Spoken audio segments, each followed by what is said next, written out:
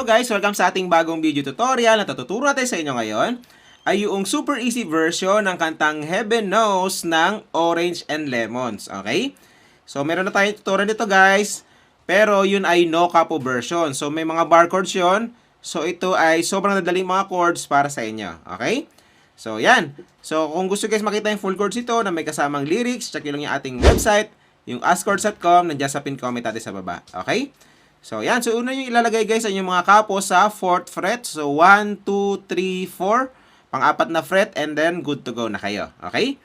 So, dito muna tayo sa intro. Paparinig ko muna para ma-idea kayo kung tuturo natin ha. So, dito yung banda sa may.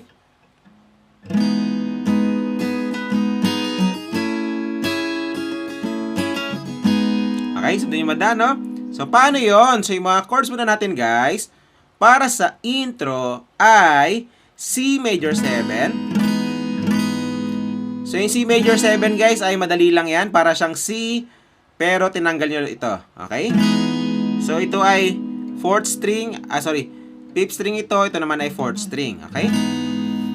Tapos, pupunta tayong F major 7. Yan. Ibaba nyo lang to guys, no? So, ito ay 2nd string. 3rd string naman ito. 4th string naman ito. Okay? Tapos, 3 times yung gagawin yan, guys. Pag nagawa nyo ng 3 times, ay pupunta kayong D minor. D minor. So, ang D minor, guys, ay 1st string ito, 2nd string ito, 3rd string naman ito. Okay? Tapos, G. So, 1st string, 5th string, at saka 6th string ito. Okay? So, yan. So, ganun nakadali yung mga chords niya, guys, no? So, paano naman yung ating strumming pattern para sa buong kanta? So, ganito lang. Kada chord, halimbawa, naka C major 7 kayo, ay down, down, up, up, down, down, up, down, up. Okay? So, ganun siya. So, gamitin natin ating TNT pick, guys. No?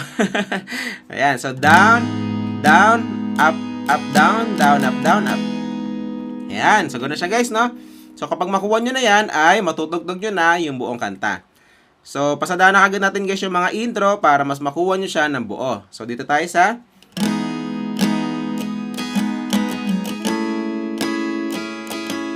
pangalawa.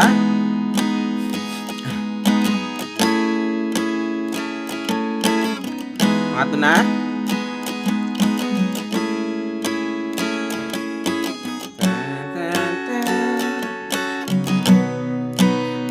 There are times. Sasapasok na yung mga verse. Okay?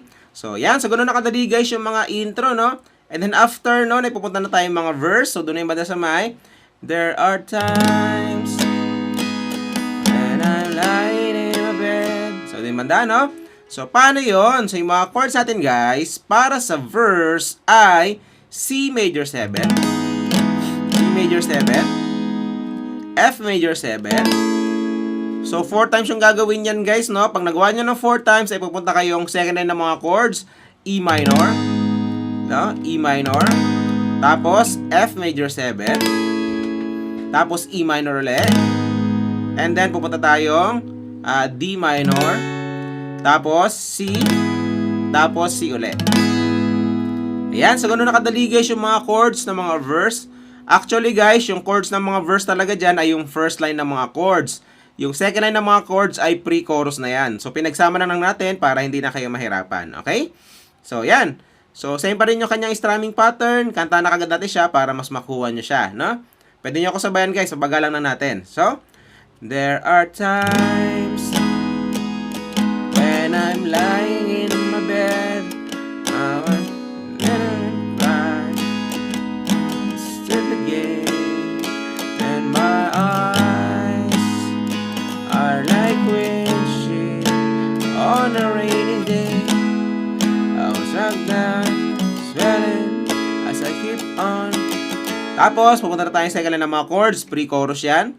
So, pinagsama na natin sa verse. So, second line ng mga chords na tayo. Deep in my face, this cold heart of mine, heaven knows I'm bitter.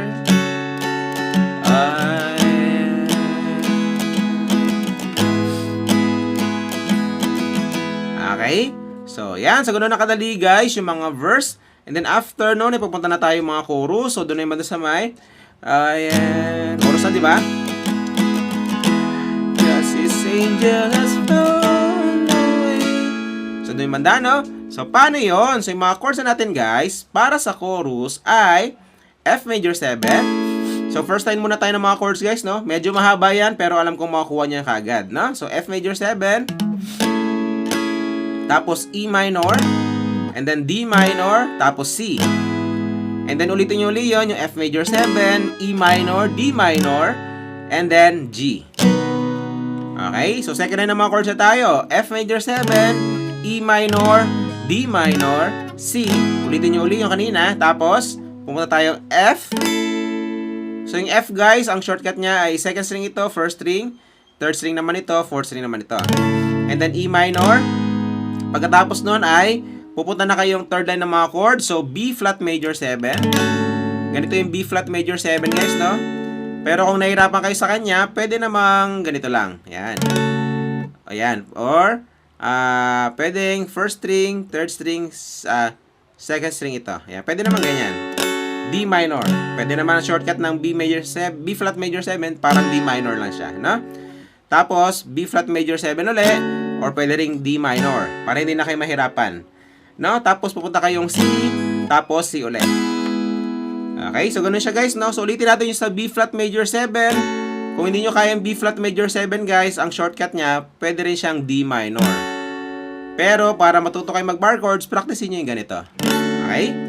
So, yan. So, same pa rin yung kanyang strumming pattern. Kanta na kagad natin siya para mas makuha nyo ng buo yung chorus. Okay? So, cause this angel has flown away from me, leaving me in drunken misery.